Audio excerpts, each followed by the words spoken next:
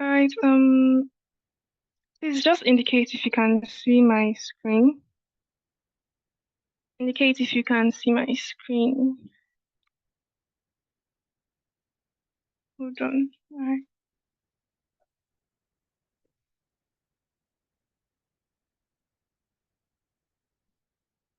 All right, so good evening, everybody, and welcome to today's session. Today we're going to be talking about wireframing, that's the basics of prototyping. So on Monday we discussed prototyping, the different types of prototypes, when we should be prototyping and why do we prototype? What um what goal or what mission does prototyping serve? So we jumped into Figma and we tried to prototype some we tried to do some prototyping, but we couldn't finish. So we're going to conclude that aspect today. We're going to conclude the prototype on Figma. Then before we go ahead to today's class, which is wireframing. So now let me share my Figma screen. So if you remember, if you were in the last class, you should be familiar with, yes, exactly, Oluwaseun. We did not finish how a prototype works. We're going to conclude that now. That's why I said today is going to be a lot, so we should just be prepared. So last week, we introduced ourselves to Figma interface, the properties panel, which is the one at the right, layers panel, which is the one at the left. This is the layers panel. Then the toolbar, this is the one down. So you have your move tool, your print tool, your shape tool, your pen tool, your text tool, your comments tool, and you have the rest. Now I talked about the canvas. Canvas is simply your design area. All this gray area is the canvas. Alright. You can change the color of the canvas from here because we are currently not selecting any element. So it means that it's at the default. The default is the canvas. So if I go to the properties section and change the color of the page, so it's the page color I'm changing basically. All right. So this is red now, and I mentioned that most times the color of your page doesn't really matter because it's not represented in your actual design. But it just helps if, let's say you're designing for dark mode. To make it easier to see what you're designing, it's better in that situation, you can make your page color white because most of the things you'll be designing are dark elements because you're designing for dark mode. We all know what dark mode is. We use our applications on our phone on both light and dark mode. So now if you're designing for white mode, we usually prefer to use something gray, something grayish. Okay. So it ensures that we can visualize everything we are seeing. We can see everything well. So we talked about the layers, the shapes, um, and all that. So this is just basically the design aspect of FigJam. But our class as that Monday was on prototyping. So now if you come to this panel, yeah, the panel on the right side of your of your Figma file, you see design and you see prototype here. So why is there a dedicated section for prototype? So we're going to get into that today. So we started with designing this. So just a little design so we can touch all the tools in Figma. We started with creating a frame. So we created a desktop frame. This is the frame tool. Then you click on your frame tool. When you click on your frame tool, you can either decide to draw your frame by yourself, just the same way you draw on your FigJam file. You can decide to draw it by yourself, or you can decide to use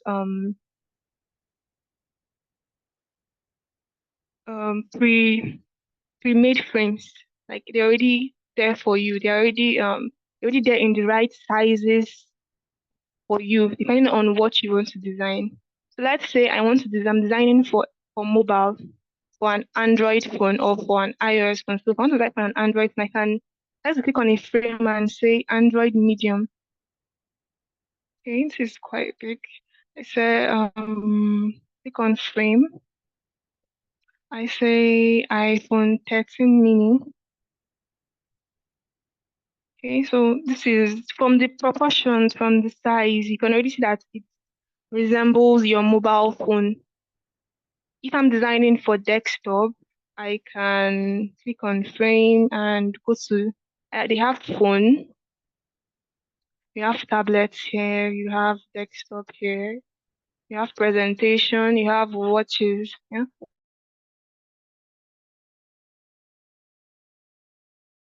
Features they wanted to implement was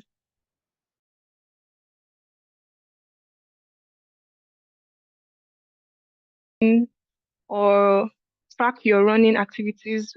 The simple watch, a smart watch on your hands can help you do that. So yes, as UI UX designers, you might have to design a watch interface. So it's very encompassing like that. Digital interface in general. It could be desktop, it could be tablets, it could be watches. So all that. So in desktop now you can decide, okay, you want a desktop frame. This is the desktop frame. So then you start designing. So apart from giving you the perfect dimensions, this frame tool in Figma also helps you in prototyping. If I decide to prototype this desktop frame, what will be my prototype would be I would see it will be visualized. Let me do this. Okay, let's say I present. Let me click on prototype. So now I selected the desktop frame I just created, and I clicked on prototype. All right, so this is the prototype. I clicked on play. This present to here. That's basically your prototype view. So you can decide to present or you can decide to preview. So when you click on present, it carries you to a new tab. It opens your document prototype in a new tab. So remember that a prototype is not just a design. Prototype is an interaction of designs rather. Rather than seeing stagnant features and colors and elements, you are interacting with those elements. That's what differentiates a prototype from a normal design, a prototype from a wireframe rather. So now, let's see.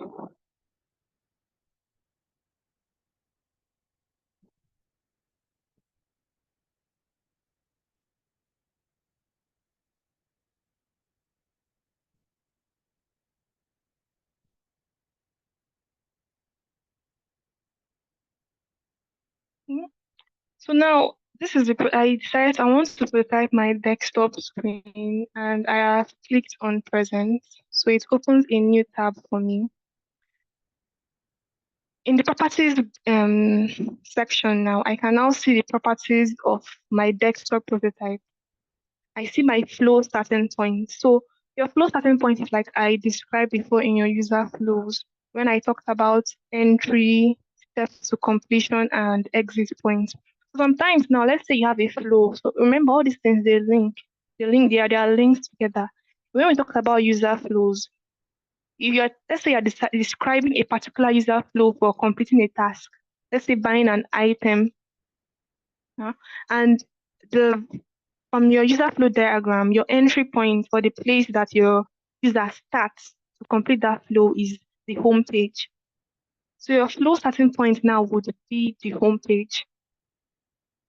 Okay. So at this point now in this design stage, we're kind of translating all the text and diagrams and images we have been created on FigJam to the actual design file. So now that's why I said the prototyping stage is basically designing your solutions. The solutions that we have been ideating and trying to conceptualize, and now we're not going to actually start designing it at this phase. So you have the flow starting point, you have interactions, we're going to get there, you have scroll behavior, we're also going to get there. And then if you click on show prototype settings, So now in prototype settings, you see that there's no device selected at the moment. If I click on this and I select, remember we are using this is a desktop. So let's say I select MacBook, MacBook Pro 16. No, this is too much. Let's say MacBook Air. So this is my device. Remember, prototyping is like visualizing your design.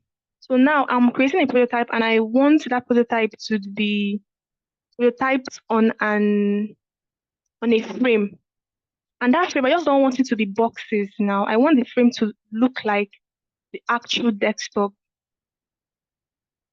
That's why I said this frame too has two parts of it. So while it's giving you the perfect dimension to design, in terms of giving you the height and the width, it also helps you to create your mock-up. You know what mock-up is? The mock-up of the design. So let's say I click on I say I've selected MacBook Air and I click the color. I say is it would I want silver? Do I want space gray? Then my background color, let's say I select white as my background color. Yeah. So now let me restart this.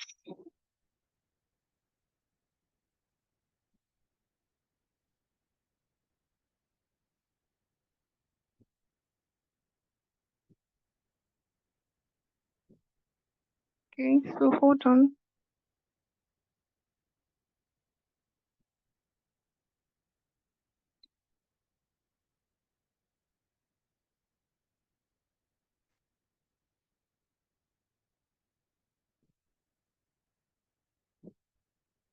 So like I said before, you can decide to prototype in two ways. You can decide to present your prototype or you can decide to preview it. So preview opens up a preview box in your FigJam file, the file that you're currently on. If I click on preview here, a small box opens that shows my prototype on this FigJam file, on this Figma file that I currently am in.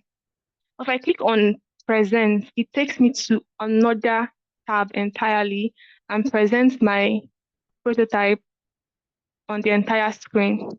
So not as a small box or small pop-up, but on the entire screen. That is for the present tab.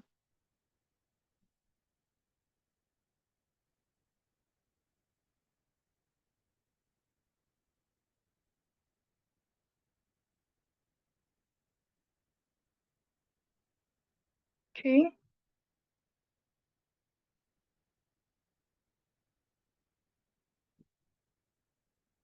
so that is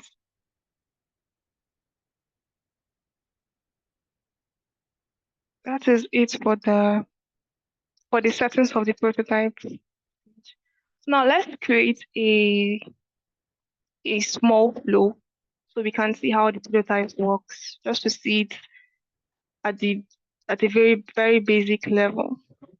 So now we remember creating these ellipses in the last class. Then we typed a text, start your journey with Figma today. All right. Then remember properties panel again. Properties panel tells you the properties of any element you are currently selecting. So this is an ellipse. You see the position, this is aligned to the right, aligned to the left. You have aligned to the middle. So now this position is aligning to the middle of your frame. It's not aligning to the middle of the canvas, but your frame. Because in the layers panel now, you see the layers panel, you have your frame here. That is the desktop one. Then you have your text tool and your ellipse tool. Also in the last class, we talked about ordering our elements, which one comes first and which one comes last. So I mentioned that there are different ways to order your elements. I talked about three different ways. Let me make this red so it's easier to visualize. So we can see it. Okay. So this is red now. Then let's say I bring this up here. So from what we can see now, it is obvious that the text, the text on this frame is above the ellipse or the circle on the frame. Like it's above it. If you're trying to visualize it in terms of layer by layer, it's above it because we can see the text before we see the ellipse rather. But if you and the same way your objects or your elements are ordered on your frame is the same way to appear in the layers panel. So let's say I want to bring the text to behind the ellipse tool. I can come to my desktop, my layers panel, click on my text tool and drag it down. I can drag it down, I can drag it up, drag it down. So that's one of the things your layers panel helps you with. Helps you see how your elements are ordered, how your elements are layered, how it is arranged. So imagine you are working on a design. It's a design file that has a lot of elements, a lot of components, a lot of screens has been created, and things can get overwhelming. But simply looking at the layers panel, you can see what comes before what and easily arrange it from there. So if we do not want to go through this stressful process of carrying, of clicking and dragging, we can simply use your keyboard. So I mentioned, so the first one is using your layers panel, the second one is using your keyboard. Simply clicking on control bracket, your coily, if you know where your coily bracket is, control your coily bracket. So you have two coily brackets, you have first one and the last one. So let me just write.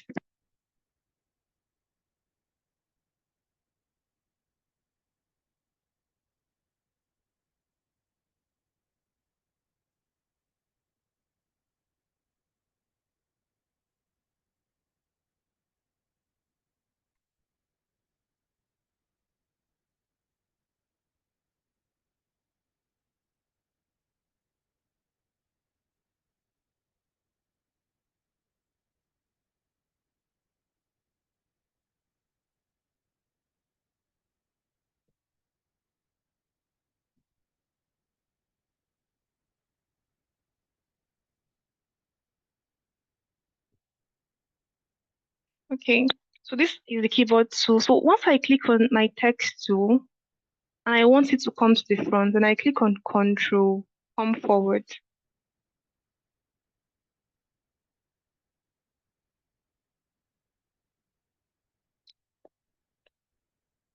All right. So after a while I'll share this Sigma file so we can interact with it, but I don't want to do that now, so the class doesn't need to get chaotic. So I can click on control. If I want my Figma file, my text to go behind the ellipse, that is go to back. I'll click on control and this bracket. So control this goes to back, control that, it goes forward. So those are the your keyboard tools that you can use to navigate your layering on Figma. All right. So if you don't want to use the layers panel, you don't want to use your keyboard, you can also use your properties. Simply right click on an element to see options, like the settings options. So from there, you're going to see copy, paste to replace, select layer, move to page. Then you see bring to front and send to back. So it's the same thing as before. If I want to send it to back, I click send to back and click on it again and bring to front. So it depends on you and which one you prefer, which of the methods you prefer to reorder your elements on Figma. Right. So the easiest one that I can advise a lot of us to do is the keyboard. That's control your brackets back and forth, just like that. So that's how we do that. So let me change this color. Remember, properties panel is here. This is your fill color. I'm going to change this color to black before. Let me increase the font weight to let's say 64. 64 too big?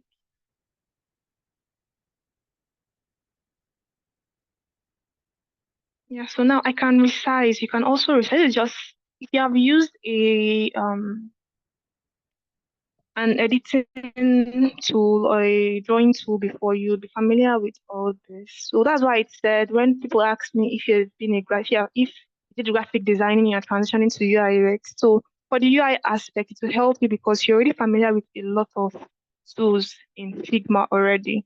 Just trying to convert your knowledge or translate your knowledge from there to Figma. So now we're going to resize this. So to resize it, I just simply click. Let me zoom in. So once you come here, you will see a double arrow, simply means to resize. Okay. So it resizes the text box. It doesn't resize the font size. To resize the font size, I have to go here to your font size. This is your font weight. This is your typeface. Okay. So now let's see. So you also have other settings like the alignment. So now from this we can start align to the left. If I want to do alignment, I can click on align to the middle. Now the text is aligned to the middle of this text box, but it is not aligned to the middle of the frame. So let's not confuse this because it can be confusing. So if in the typography, if you see alignment in typography, it's going to align the typography to its frame or to the text box, right? But for position, this alignment here, you have left alignment, you have middle alignment. So if I click on this align here, it aligns this my text to the frame, to my desktop frame, because we can see now that it's obviously not in the middle. If I click here now, it aligns it to the middle of my frame, which is my desktop. Let me name this frame. Let me name it frame one.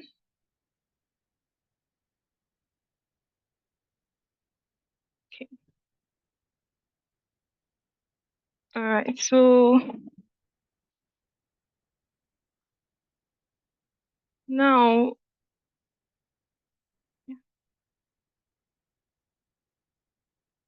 also this we can also align this to the middle. I think it's already at the middle. Yes. So let's give this a lighter color. Mhm. All right. So this is a light pink. So remember I talked about using the hue, saturation, and brightness. This is this pop-up here is all about your feel. I talked about this on Monday. You can have a solid feel. So this is a solid feel because it gives you a solid color. You can have a gradient feel. Gradient means you're using two or more colors. You can have a an image feel. Let's say you want to put a picture in a shape, all right, as your view. You can have a video view. You want to include design. So now we are working with a solid view, and our settings currently is at HSB, hue, saturation, and brightness. That's what HSB means. Meaning that 0 is my hue, 34 is my saturation, and 100 is my brightness. So at this point, my this color is at 100% brightness. I want to increase the hue. I change from 34 to 50. So hue is simply um like your tint, the main color, that the color of pink. If you notice, it went from a whitewashed pink color to a clearer, brighter, true color of pink. That's hue. When we talk about visual elements and enter color and typography, we're going to go into more details on all this and how to manipulate them to uh, for visual design. So now I want this to be lighter. So if I want it lighter, I can change opacity. Remember, opacity is the level of transparency. I can make this 50. Opacity is here. So it gave me a way lighter color. So this is opacity 50. And see, can get it to 40. All right, so I think I'm okay with this. So sometimes you don't have to do all this manipulation. If you already have your hex code, you can simply type them in. Just type it in your hex code, this place here that is currently selected. All right, so now we have, let's say this is a website.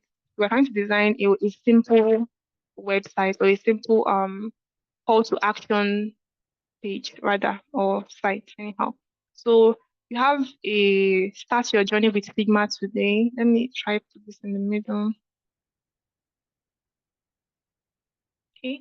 And also, yeah, FigJam also gives you rulers. If you look at these places here, you need to see some calibration.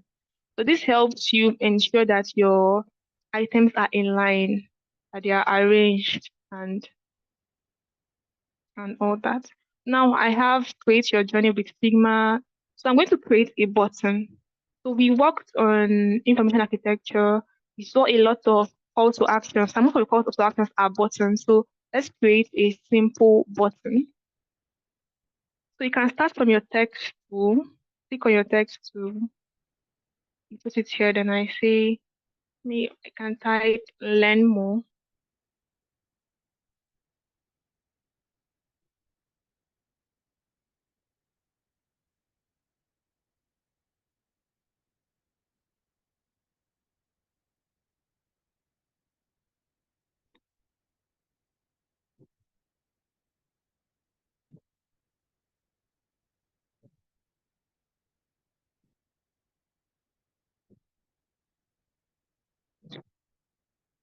Okay, so because of visual hierarchy, we're going to make if you don't want a button that's unnecessarily big, so we're going to reduce the size of this button to, let's say, 32.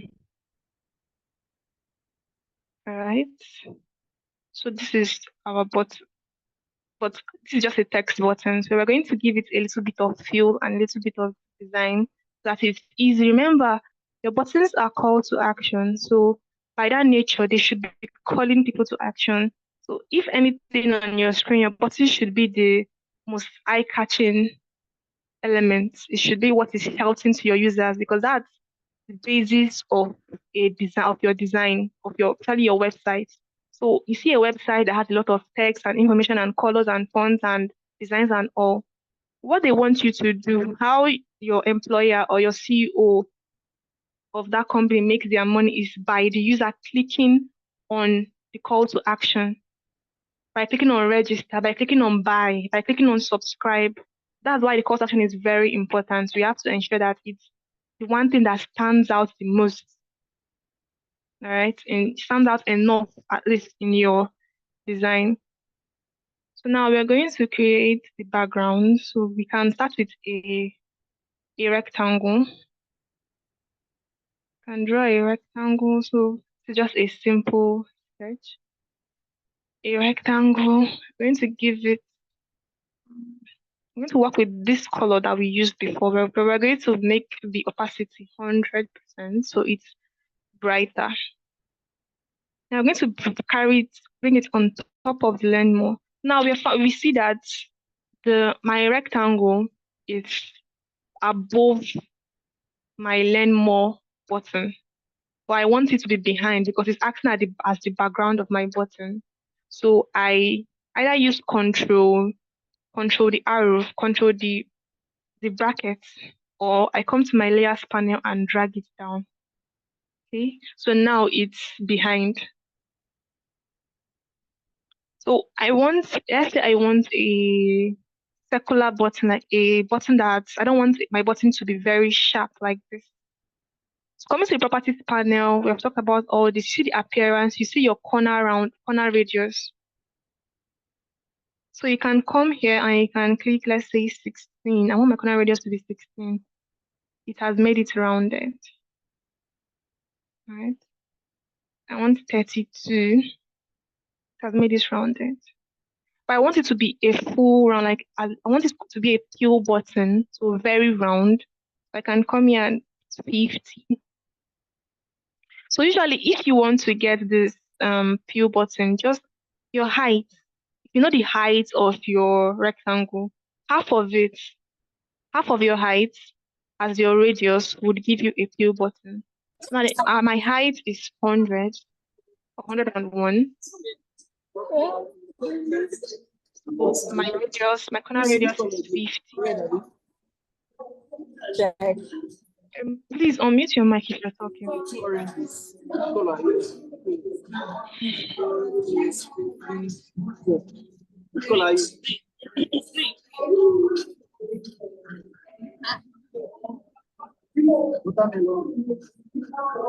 Ijama, please mute you.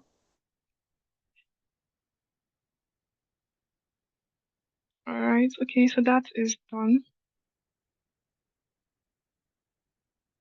Okay. So now we have gotten a button shape, but to make this better, I can decide, okay, I like this, but I want my text color to be white because I feel like it will pop more, right? So I'm filling this now, right? Yes.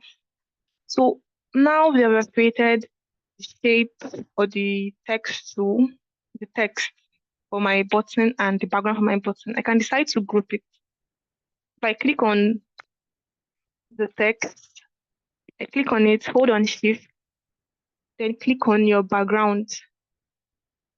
When you have selected both of them and you click Control G is the shortcut for grouping with your keyboard. But if you don't want to use your keyboard, like I've said before, you can use can right click, and from the settings you click on group. So let's try that now. So clicking on the learn more, clicking on shift. So now I've selected both of them. And to be sure that I've selected both of them, I look at the layers panel. From the layers panel, I see that learn more and rectangle is highlighted. So this means that both of them is selected. I can decide now to click on Control G to group both of them. So grouping them means that wherever I move learn more to, my background will also move with it. So it's creating a button using these two components, using a shape and the text and a text. So if I don't want to use Control G, I can right click. Then you see group selection. Click on group selection. All right. So when I click on group selection, if I go to my layers panel, I see that now the two items now has a mother called group one.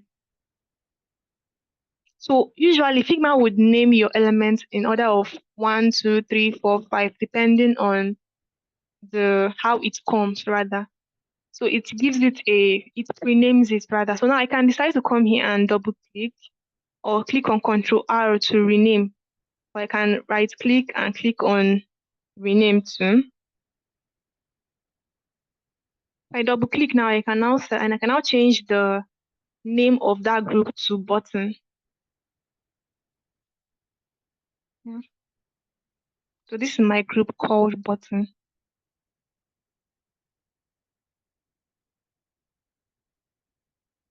All right. So this is how it looks like now. If I feel like my button is let's say it's too fast, I can decide to reduce it. Yeah. Decide to increase it and all that.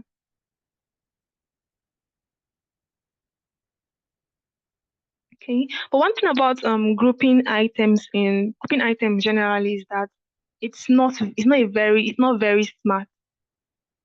Grouping item is not very smart. So now I have elongated this text. But remember, I want my learn more to be in the middle, but it is not in the middle. Everything just elongated in the way it's wanted to be elongated, right? So it's not very smart. So because of that, Figma has a different type of grouping. So it's kind of a smart grouping called auto layout. So when we start talking about Figma tools properly, we're going to get into those in depth. But simply how you can do that is, let's start from beginning now. Let's say I have my text tool. I write learn more.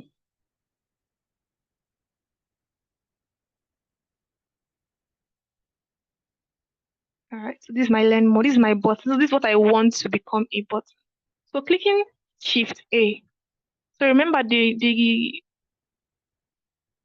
shortcut for grouping is Control G, or the shortcut for auto layout is Shift A. So you can decide to write all this down, but also remember that in Figma you can clearly, we talked about this, your help and resources. Once you click on help and resources, you're going to see all the keyboard shortcuts. See them here, keyboard shortcut. Once I click keyboard shortcut, I see all my keyboard shortcuts here. So everything I talked about, view, zoom, text, shape, selection. So all that. So now see Control G. Control G is highlighted, meaning group selection, because this is highlighted because I have used Control G to as a keyboard shortcut before already. So all this is not something that you will get used to and you would know the more you use Figma. So you don't have to really cram it or write it down. But if that's how you learn, and also write them down so you can access it easily.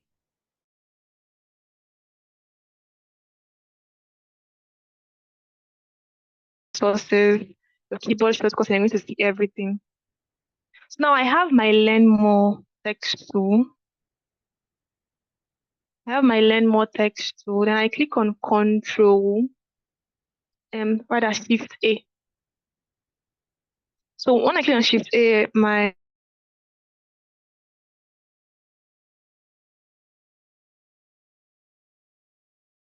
a layout.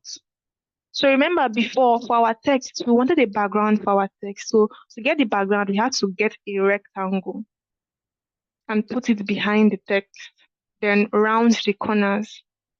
Now in auto layout, we do not have to do this anymore because our text now has its own background. We have given it its own layout. Right? It's like taking a person alone and putting them in a house. So that's what auto layout does for you. It gives your text or your element a kind of an environment for itself. So instead of you to take a house and take a person and join them together, you're simply using the auto layout to merge these two things into one, giving your element its own layout. I don't know if that makes sense. So now that we have added an auto layout to this learn more, we can now see that in the layers panel, it's kind of changed. So before, as learn more was just a text. So we can see that the icon here was T for text. But now it's now in an auto layout, meaning it's in a frame. So instead of a text, it now has a frame. If you click on the drop down, you see the text learn more. So it means that this learn more has been given a background. That's the frame. Now for this background now, click on this background. You can add a fill. So using my eye picker, color picker tool, I can decide to sample this color. Right? I see what happens. So because it already has an environment or a layout rather, I'm just working with that environment. I do not have to bring a rectangle behind it or work on doing all that. So now I've gotten my color. So I want my text. I want my text now to be white. So I go to selection colors. I click on this is black. So that is the color of my text. So I click on it and I drag this up to white. So now it's still looking a bit weird. I want my corners to be rounded. So I simply go to appearance where my corner radius is 0 and I make this, let's say, 15. Okay, let's increase it, 32. So it's very rounded, but it's a bit tight, if you can see. It's a bit tight. Everything is jam-packed compared to this one that it has a lot more space, or a lot more padding rather. So now, remember we gave it a smart background. Remember we gave it an auto layout via the Shift A2. So now there is a setting on this text. That is the auto layout setting. And this setting will be represented in the properties panel. So if we go to properties panel, we're going to see something that was not there before for the text too, which is the auto layout. You can see it here. You have position, now you have auto layout. All right. So now you see the width, 194. You see the height, 58. See the spacing, 8. And then you see this is the padding. So from the icons used to represent it, you can see that this is padding. This is the left and the right padding, while this 8 here is the top and the bottom padding. So to represent this easily, I can simply, this is 8 now, I can increase this to 32. If I increase this to 32, you zoom in closely, you see that my left and my right is highlighted when I'm working with this. If I increase it to 32 and I click enter, space has increased because I increased the size from 8 pixels to 32 pixels. So same thing if I go here and I increase this to from 8 to 16, the top and the bottom padding has increased. So now I have this button. Now this button, let's say it's not, notice it's not as rounded as I want. I want a perfectly round view button. So I increase the corner radius to, let's say, 48. Right? Now this is much better. And now let's test something. This is the button we created using group by grouping a rectangle and a text tool. And this is the button we created using auto layouts. Now let's increase this. Are you seeing the way it? So no matter how you increase this, because it's smart, your learn more tool would stick to the middle because you put a constraint in it. It's an auto layout. It's kind of a smart grouping. So no matter how you adjust this, your elements will still look coherent. It will still make sense. So this auto layout really helps us when we start grouping 5 elements in one. So let's say you group 5 elements and you now decide I want to add another element to this group without making a mess of what I have already arranged. That is what an auto layout would help us do because everything is smart. You can easily interchange and switch up things compared to this grouping that is not very smart like that. So this is how your grouping moves. So yeah. So let's go back to this. So you can either decide to resize it here. So this resizing now is you're manipulating your width and your height. So let me go back to 50. 50. Mhm.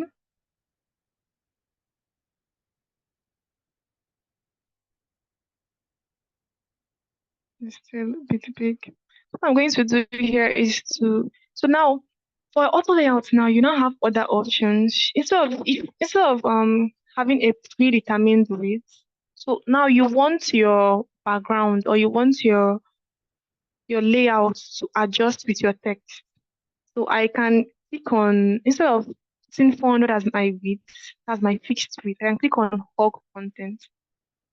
So now my layout or my background would hug my content being my text. It's going to hug my content and still respect the 32 pixel padding I added before. So I'm going to do the same thing for hug. I'm going to hug content. So it's going to hug my content while respecting the 16 pixels I left for top and bottom padding. So top and bottom padding is simply spacing you want between your element and its boundary, your element and its frame.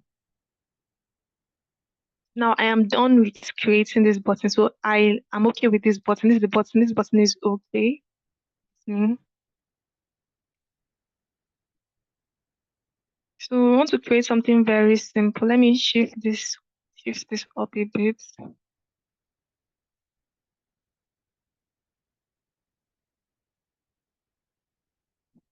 So I can ensure that this is in the middle by clicking this. Add this. Okay. So now this is my first page. Let's say this is my first screen in my flow. One. So now I want to create another screen. I can click on Control D to duplicate this, or I can simply click on Alt plus drag. We're already familiar with this shortcut from FigJam, so it's the same thing now. So I have duplicated this frame. I'm going to call this frame here frame 2.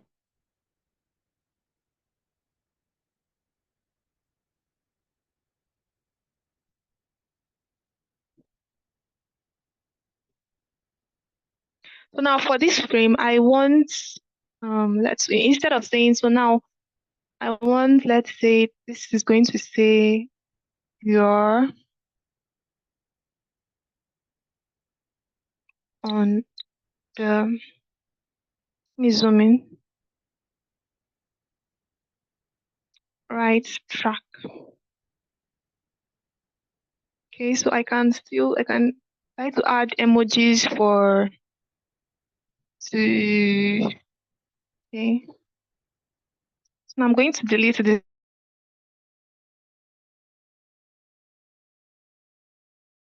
and I'm going to put it here.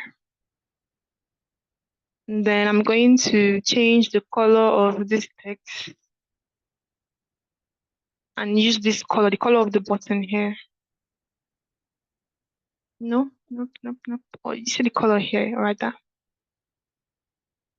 Okay.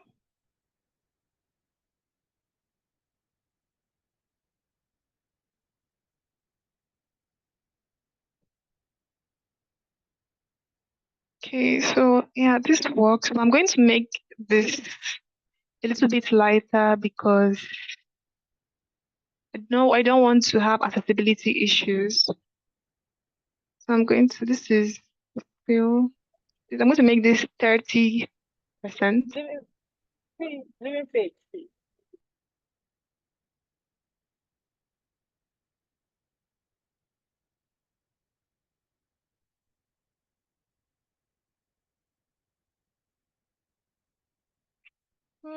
Okay, so this looks okay. Right. So now what I want to happen, or the flow or the interaction that I'm trying to prototype here, is that once a user clicks on learn more, I want the person to be directed to the next screen. You know how you're trying to register on a platform and you're filling the details and you clicked on submit. So it redirects you to a page. So I'm going to connect this frame to this frame. All right. So before I do that now, so let's say, so now we're going to create a hover interaction. Because when you click on, when you hover on a button, you see some hover. Like the button color probably changes when you hover on it. So to do this, what we're going to do is we're going to get this button. This is a very simple prototype we are doing here.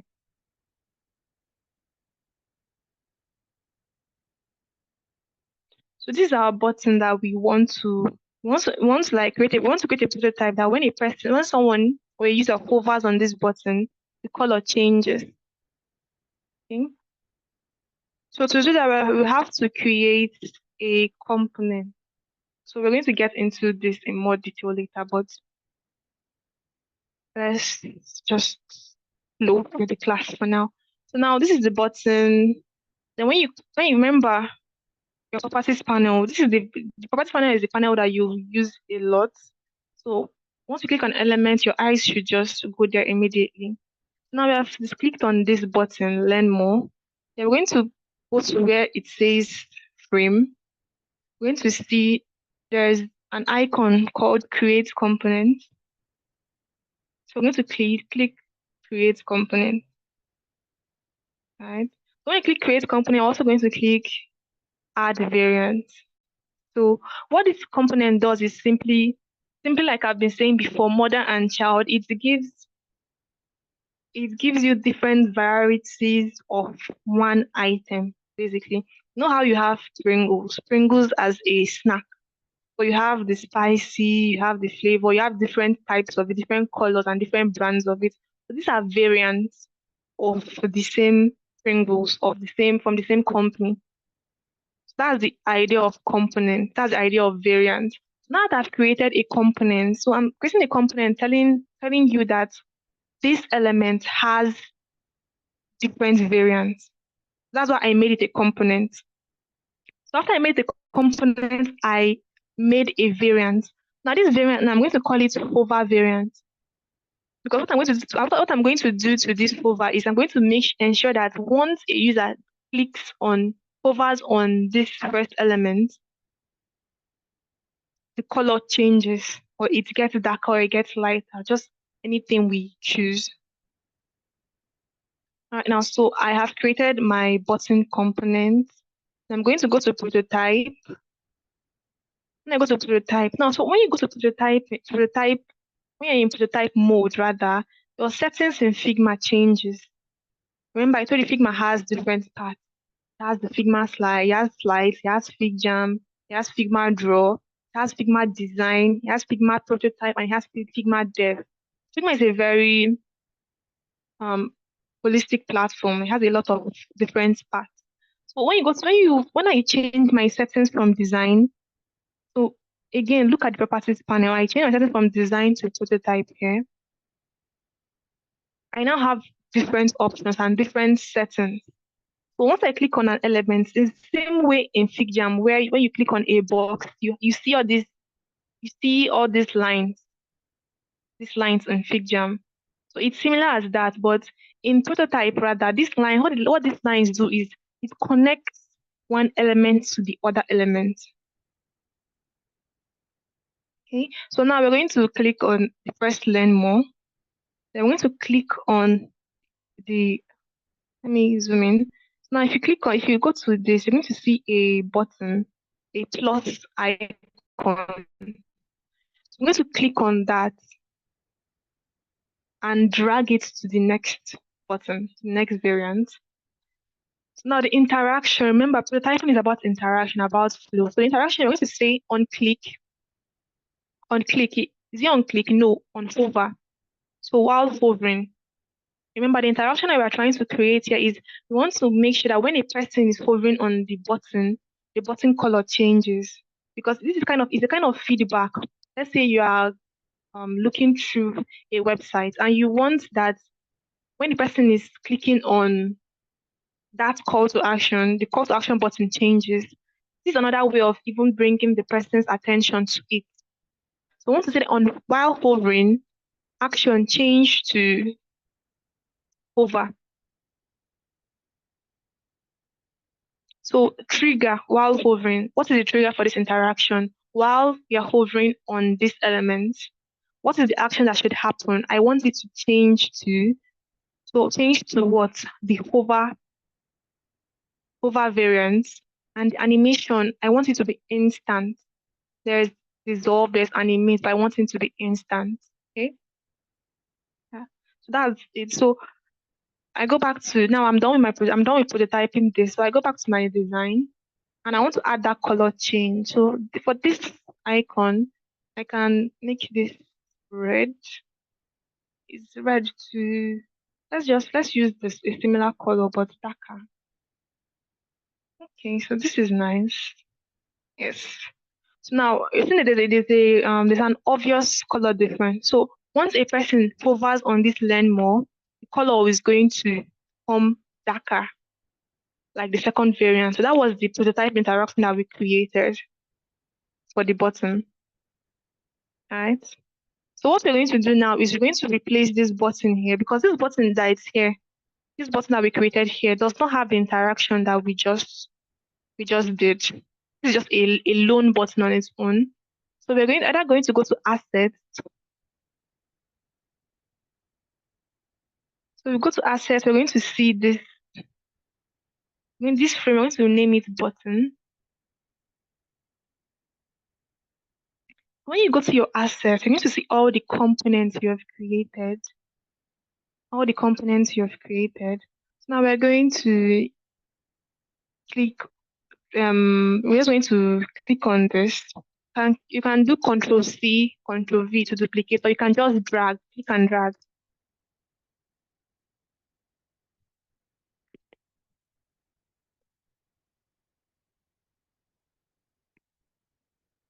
So we'll delete this because this is not the button we want. It doesn't have interaction, and we're going to put this here and ensure that it's in the middle, right? So now we have added one interaction. When a user is hovering on this button, color darkens. That's the interaction we have added now.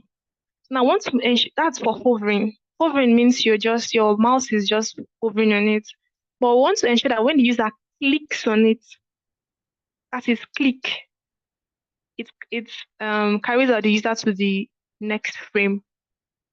So what we're going to do now is we're going to click on learn more. We're going to go to prototype.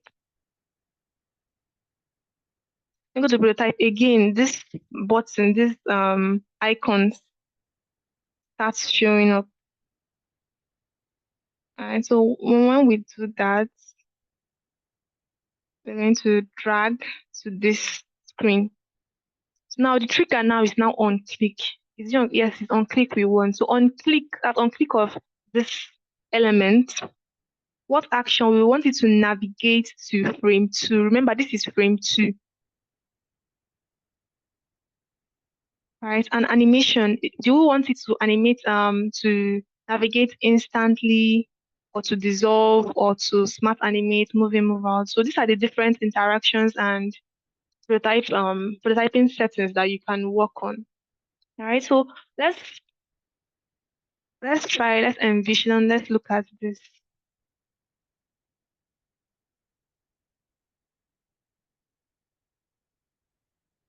Okay, so this is the prototype settings that we did before. So can we see this interaction? This is not in the middle though. Can we see this?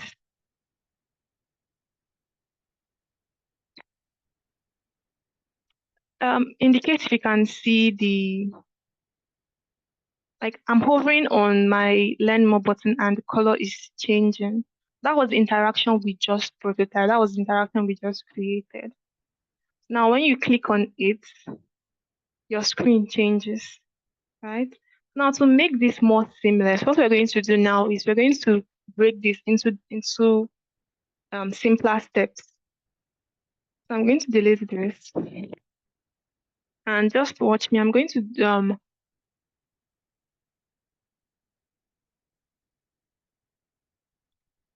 duplicate this frame, Control D, Control D. Going to delete this. Going to delete this. And I'll put this in design.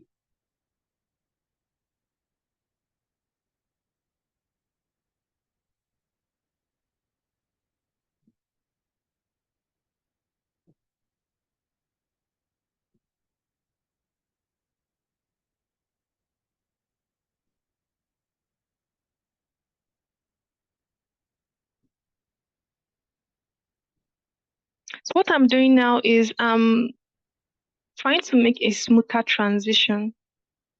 Okay.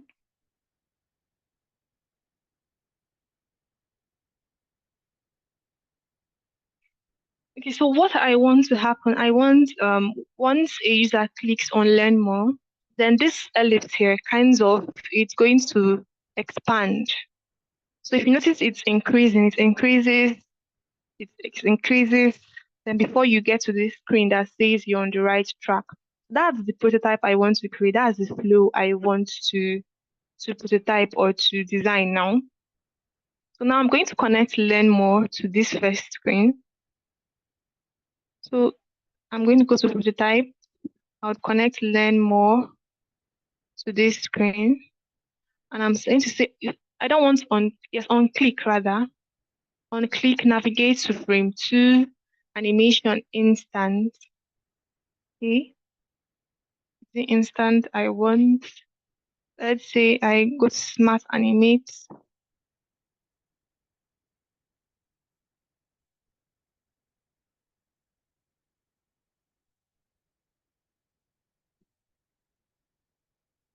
Okay, I'm going to say slide in.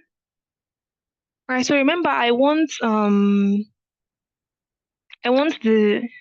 the ellipse to slide in. Okay.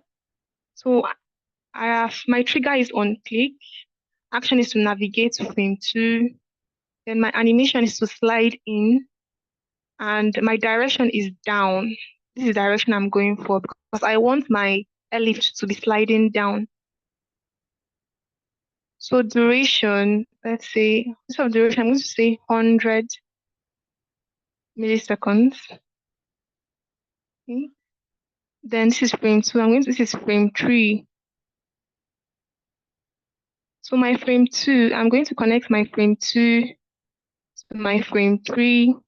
Then my trigger would not be on click. My trigger will be after delay. Because now I'm not clicking on anything on my frame 2. I just want a flow, a sequential flow of the ellipse expanding. So my trigger will be after delay. My delay will be 100 milliseconds. So my action is to navigate to frame 3, animation slide in. Okay. Then I'll go to the next one. Then my last one is my frame 3 to my frame 4. Let's see how it goes. I'm going to click on, not on click, after delay, 100 milliseconds, navigate to frame 4, slide in. So yes, that is what I want. So for my prototype, I'm going to remove this MacBook Air because it's not giving me the dimension I want.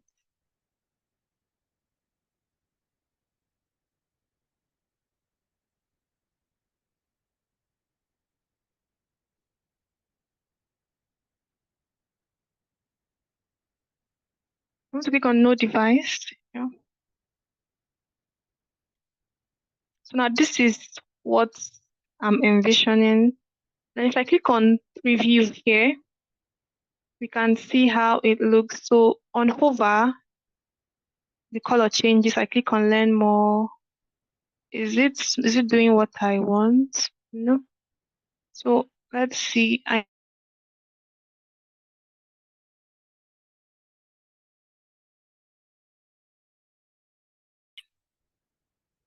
or dissolve.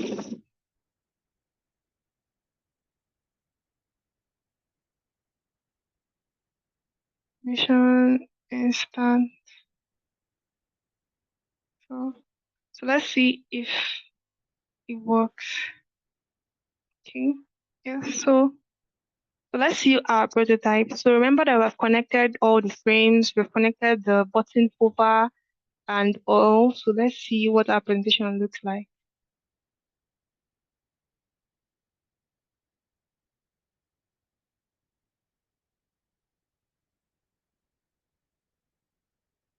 Okay, so I'm going to change the color of this to gray. So we're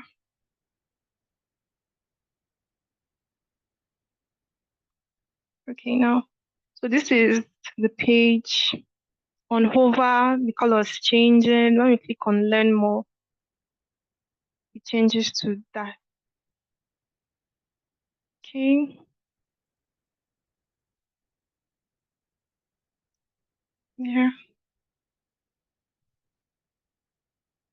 Change this to instant.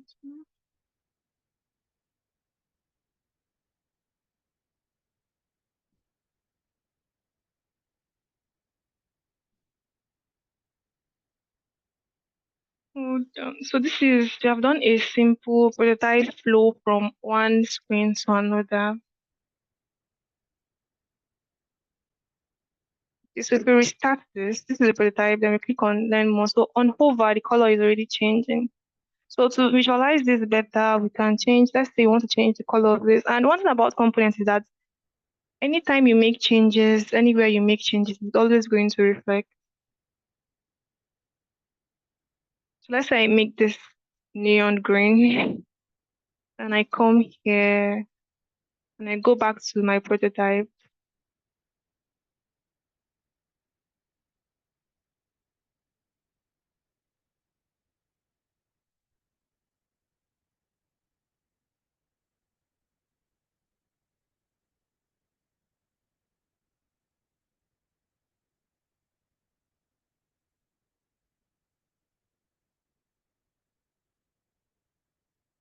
Okay, so now it's now very clear. Once I hover on this, the color changes to the light purple to neon green rather. I click on learn more, then that was the interaction, as simple as that. So we have made a simple prototype. This is just to show you how prototype works and how everything connects to each other. Right? So using this example, we have touched the tool, the text tool, we have touched the auto layout, we've talked about ellipses, we've talked about a little about components and variants, we've talked about colors and all that. Okay, so that is it for the prototype today's for today's session. Then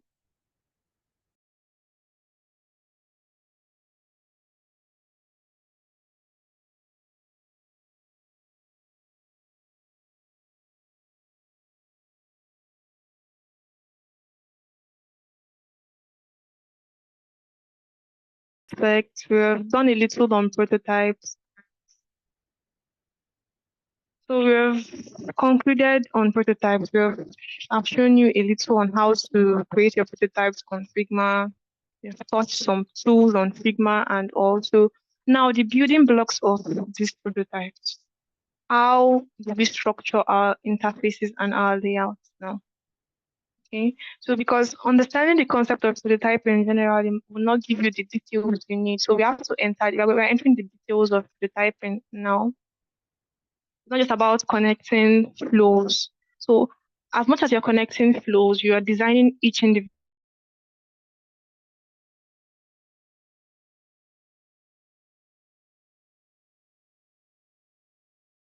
Okay. So now, what are wireframes? Wireframes are basic visual representation of a user interface that outline the structure and layout of a web page or web app. Right. So we understand what prototypes are. So from understanding what prototypes are and what they mean and how they look like, we can derive from it the concept of wireframes because a prototype is simply an interactive wireframe. Okay. So like if you look at this now, prototype is this for this what you're looking at now is a wireframe. This is how a wireframe looks like. You have the start, you have you see your elements of your design, you see the layout, how it's supposed to look like. This is a very um simple wireframe, a low fidelity wireframe. But what differentiates a wireframe from a prototype is there is no interaction. Wireframing is simply layout. So now this design a wireframe. But when I connect this design to this design to this design to this design, I create a prototype. So if that doesn't make sense from the what we just worked on in Figma, the first screen where you have joined Figma today, then there was a learn mode. That is a wireframe. That's a high fidelity wireframe, right? Then the second screen is also where you see you're on the right track. That is also another wireframe. By the time when we connected those two things using the prototype tool, we then created a prototype. So wireframes are basically the building blocks of prototypes, right? So they serve as the blueprints that help designers, developers, and other stakeholders understand the placement of elements like headers, buttons, navigations, and content blocks. So they don't focus on details like colors, fonts, or imagery at this point. Just focus on the layout. They focus on placement, focus on buttons, headers, my content. So the design I just created now, I put an ellipse there. So just simply an ellipse, a text tool, and a button. All right. So wireframe is what gives you that blueprint that this design, this website should have these three elements. That is the ellipse, the text tool, and the button. That's the blueprint. So this is typically what they would look like at the initial stages of your design. So like I've said before, it's simply the selecting of your application your website, or your final project.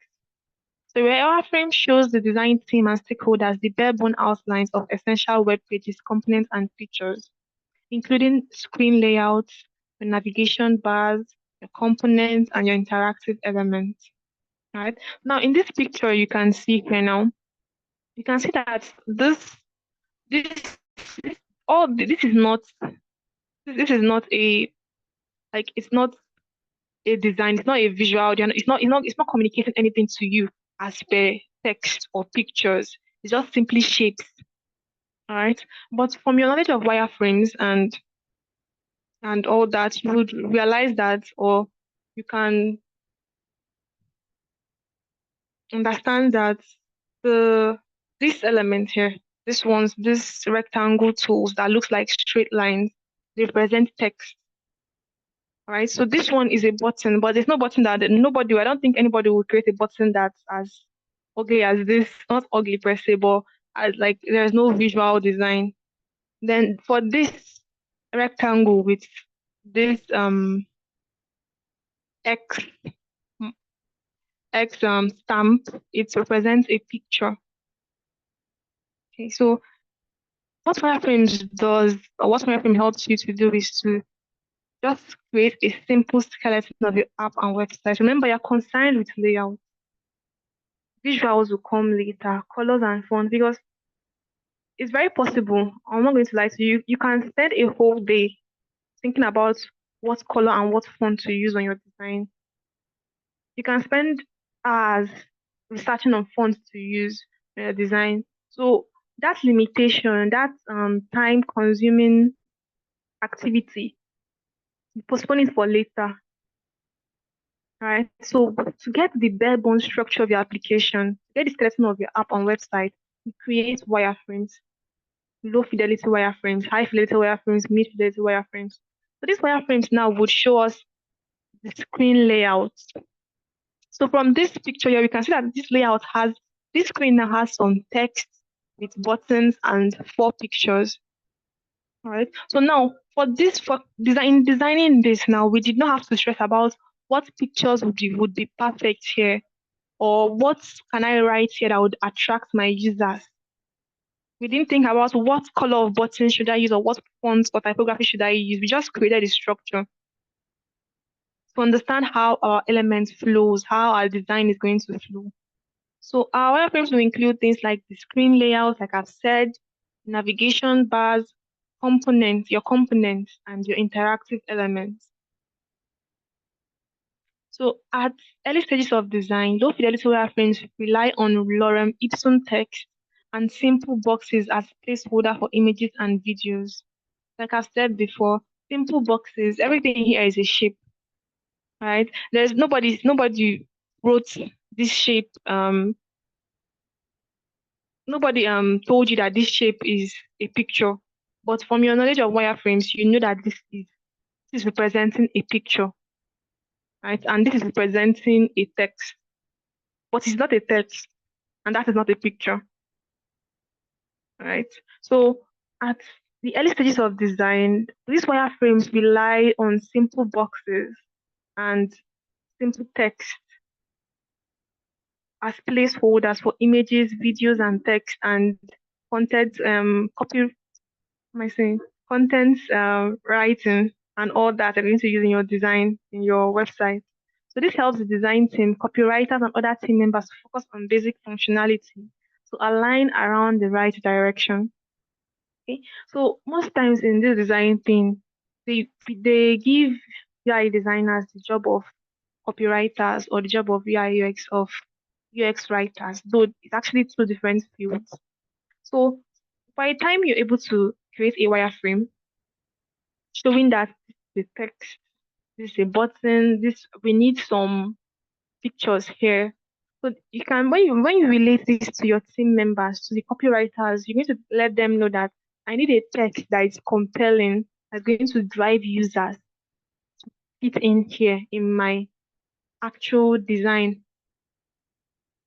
Because now your wireframe it's just the skeleton of your design. Right? So it helps us in communicating with our team members and copywriters.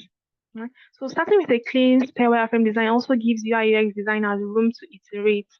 So when you're working with something that is very bare bones, something that is very simple, that is not complex at all, you can easily make changes.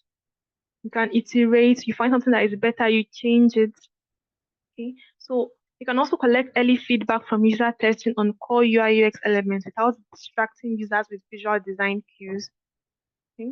So for like example, for this typical wireframe I showed before, let's say I have created a prototype out of it, like looking at this exactly the way it is, just black and white with very simple bare bone designs. Now I give this to a user to see how they interact with it. So now this user testing is going to give me an idea of the usability of my application, how usable it is, how user friendly it is, because colors, fonts, and all those fancy things will not be distracting my users at this point. Okay. So at this in this situation, the focus is on, will this application be able to do what it is supposed to do, solve the problem it was made to solve, basically. So types of wireframes. So similar to the prototypes we talked about last week, they are similar. So for wireframes in the same sense, they have the low fidelity wireframe, they have the mid fidelity wireframe, and you have the high fidelity wireframes. Similar to how last week was when we talked about low fidelity prototypes, mid fidelity prototypes, and high fidelity prototypes. So there is interconnected. Your low fidelity wireframe would give you a low fidelity prototype, and a mid fidelity wireframe will give you a mid fidelity prototype. Right? So wireframing versus prototyping, I've already mentioned the differences between these two. So wireframes are typically created before prototypes. They serve as a foundation for building interactive prototypes, which adds functionality and realism for user testing, right? So more than just a layout with visuals, a prototype is a working model. So like I said, wireframe is the layout, the components, the elements. How the prototype is now the working model with those interactions. Mm. So elements of a wireframe, you can have your logos, your search fields, your headers, your share button, your studio Latin placeholder text. So this is just simple elements that you can find in your prototype, but in your wireframe rather, but it's just simply made up of shapes and just boxes rather, boxes, shapes, and all that. Then we usually use grayscale to denote colors and hierarchy.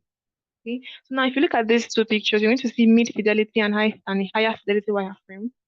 So for this, you just saw some text here. Denotes text. This is a text. This is a text. Then one, two, three ellipses or circles rather. They have one, two, three, four selection.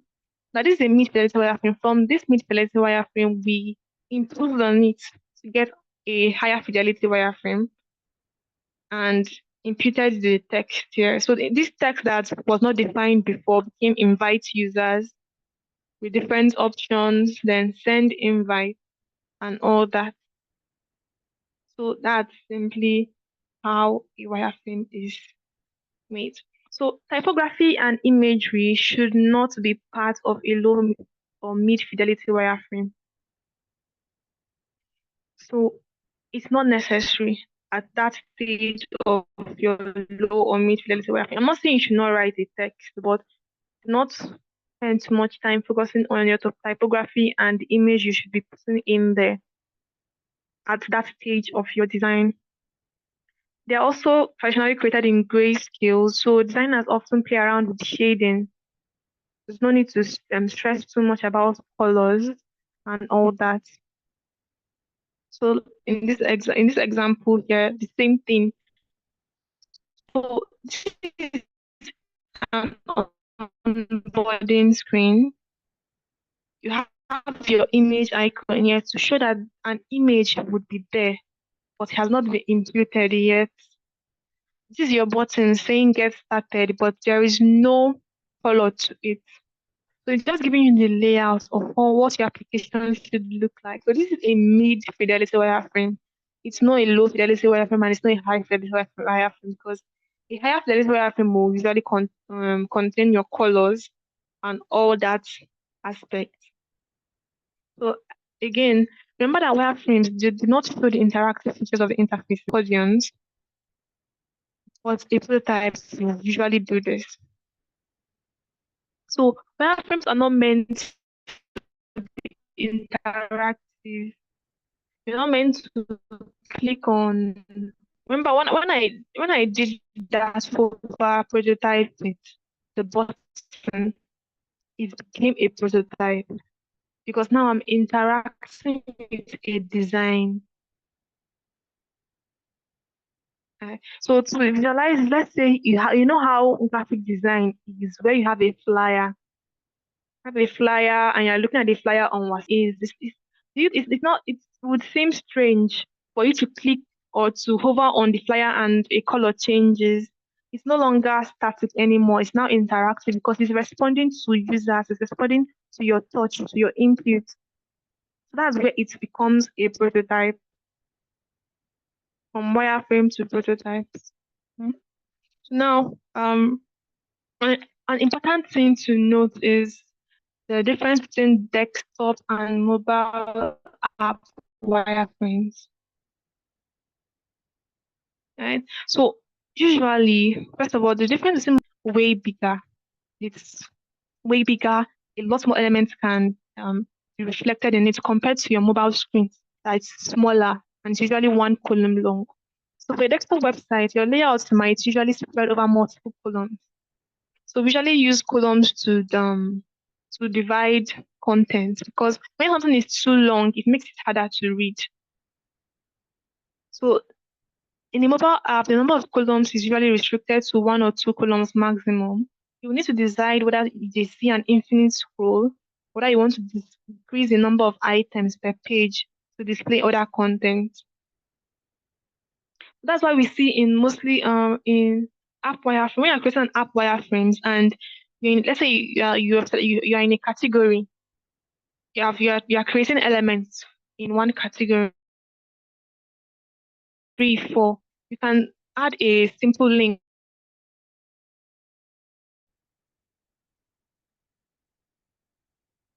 All right, so this is usually done in apps or mobile wireframes because the size is smaller and we do not want to overwhelm our users. We want them to be able to see as much categories as possible. So you can simply see it in platforms like Jumia, where you're going to see shoes categories and you're going to see some scroll option, then clothes categories, you see some other options in a single screen. So like at a single glance, you can preview about 3 or 4 options on your mobile as compared to your desktop where you can see way more than that because its screen is larger. So size also plays a huge role when you're creating your wireframes, right? And your demarcation of your content. Then another aspect or another thing that you should be taking into account is the behavior of your users. So now, like I said, for this hover interaction I just created, now nobody would create a mobile hover interaction because we do not hover on our mobile phones. We click, we press. So that's how you account into different behaviors. So now that you are on the road or route to become a UI UX designer, you have to become more perceptive. You have to become, you have to be on the lookout. Think about behavior. What the user, how the users use applications. Now, behaviors on mobile and on web is different. So most people using their desktop application, they use the mouse or right. So the users can click on certain features to reveal certain interactions, to review menus. But on the mobile app, users will have to tap to open a feature. While wireframing for mobile apps, this means thinking more carefully about how you encourage your users to tap a specific button to reach a specific goal. So behaviors, how users use the two different platforms also matters in when you're conceptualizing or trying to create your wireframes. And then the next one is interaction. Interaction. Interaction is also different. So it's just giving you the different ways your desktop and your mobile apps can differ.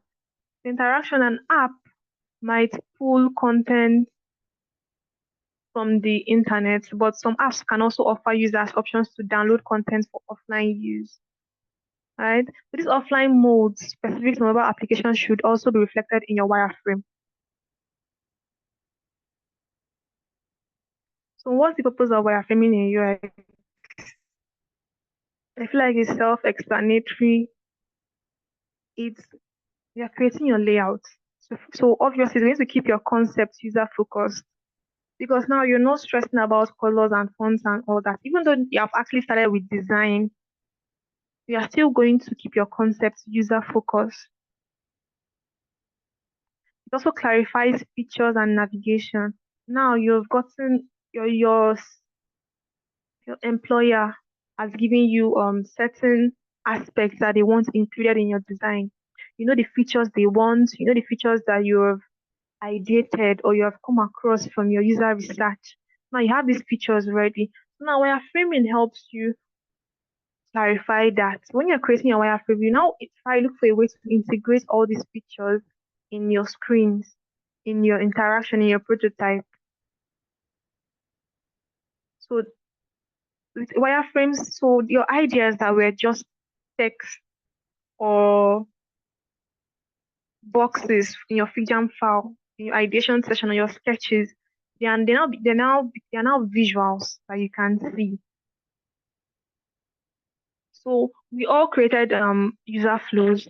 People created user flows for checkout using your rectangle, using your square, using your diamond shape for decision and all that.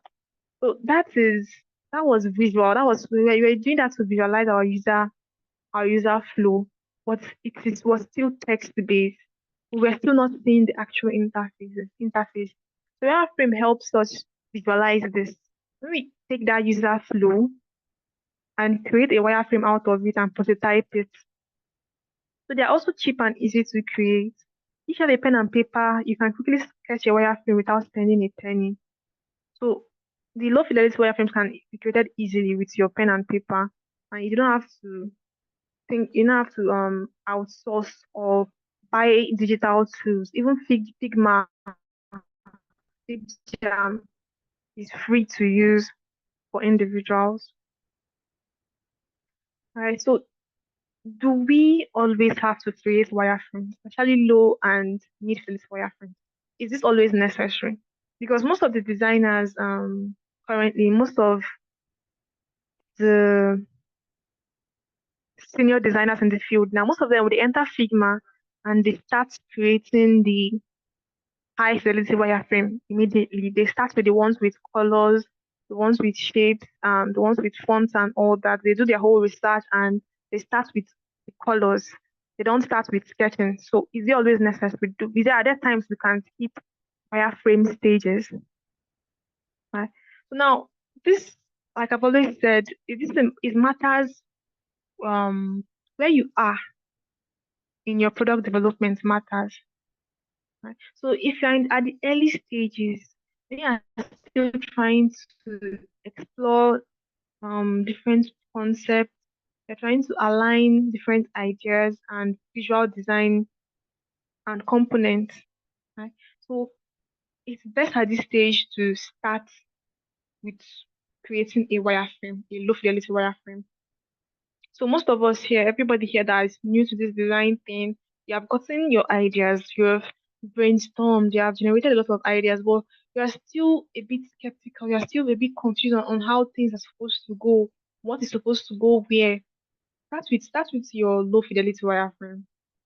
So that if at as you're improving, as you're moving ahead, as you're going forward in the design process, you can easily iterate on it, you can easily go back because This is simply shapes and boxes, and you did it with your pen and paper. You sketched it. So easily going there to cancel something and put something else would not be that stressful. Rather than spending too much time and effort working on something that you're still going to change later. So in this instance, it's best to just start small. Start from your sketches, that's your low fidelity wireframe, then move forward to your high fidelity wireframe in that order. So some best practices for wireframe design.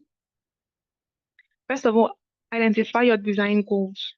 Like I always say, your design goal, user-centered design, what are you trying to solve? Then also choose the right size for your wireframe. So now, wireframe, this is why Figma is really your best friend. The frames in Figma, I told you they're already pre-made, so they already have the right size for you. So when we enter into Figma and start creating wireframes, we're going to look at the different sizes available. For usually for desktop, we use the desktop frame. For mobile, we use the iPhone 13 mini frame because those ones are the universal frames that work on all screen sizes. But we're still going to get familiar with that. And also on that note, please download the Figma mobile application because it helps when you're designing for mobile.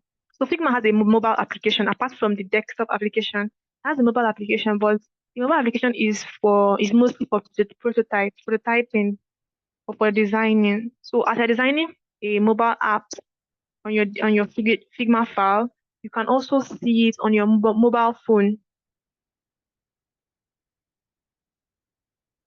Right? So another best practice for wireframe design is to keep your wireframe design simple. Do not overcomplicate it. At this stage, you're concerned with layout and usability. So keep it simple and don't stress too much on colors and all that.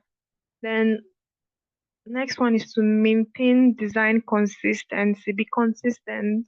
If remember, we do not want to overwhelm our users. We just want to see the functionality. We want to test our the user flow. We want to test the functionality of our application. So maintain design consistency. If you are using gray, use gray all through.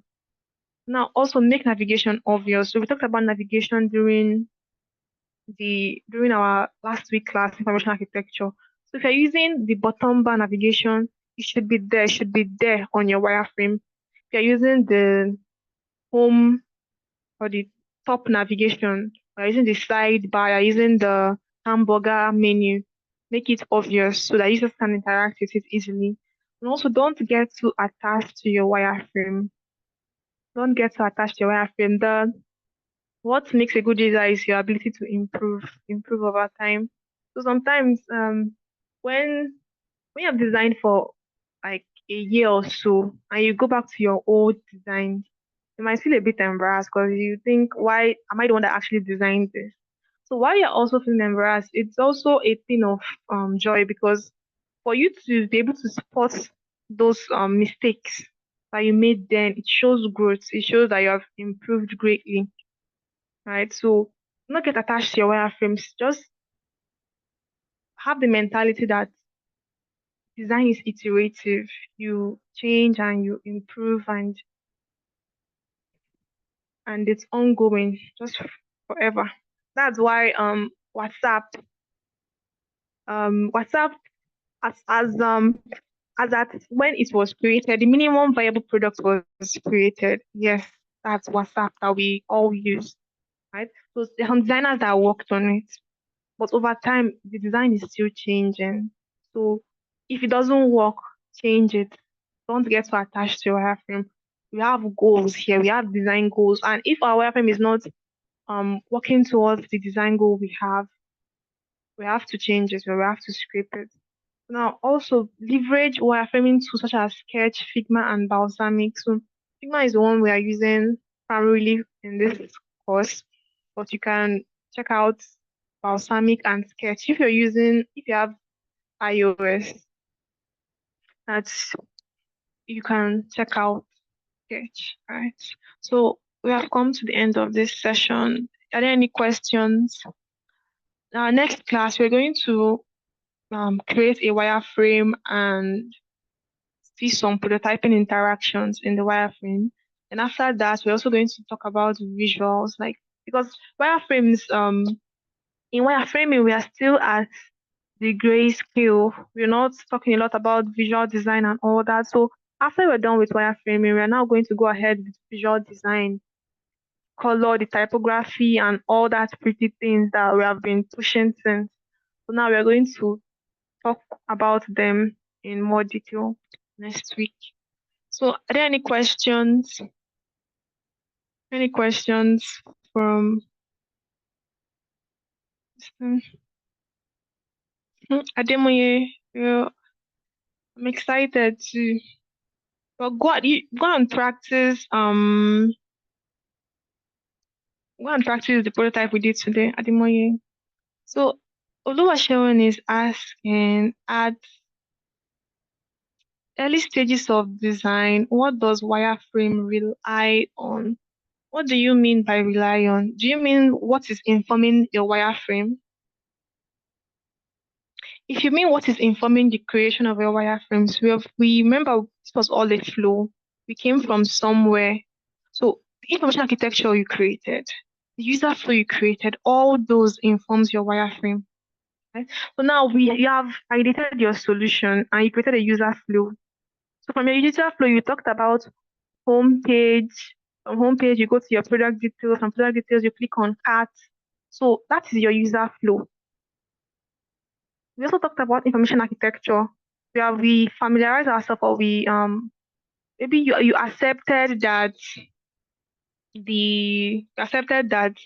you have five navigation points. You have five navigation items now from your information architecture.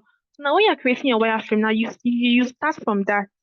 So easily to make it easy for you, get your user flow. User flow that was probably informed from your information architecture. So now you have your home screen first. Create a rough sketch of what your home screen should look like. Then after you're done with that, what's the next step in your user flow? The person went to product details. Create a rough sketch of what your product details will look like. Then from the user flow, you now see the interaction. Okay, where did the person go from to go here, or how is it connected? Then that informs you on how you're going to prototype that wireframe. All right. So everything is informing each other. We started small and now we are expanding. So they are all interconnected and we should not be lost. Oluwaseun, does that answer your question?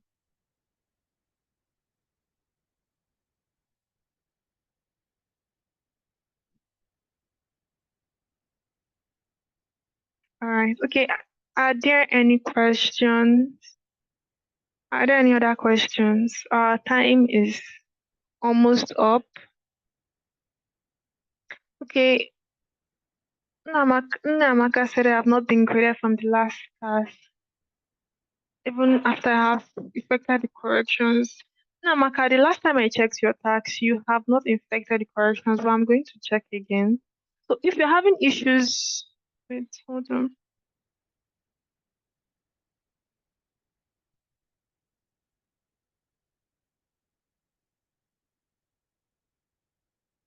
Hold on. Let me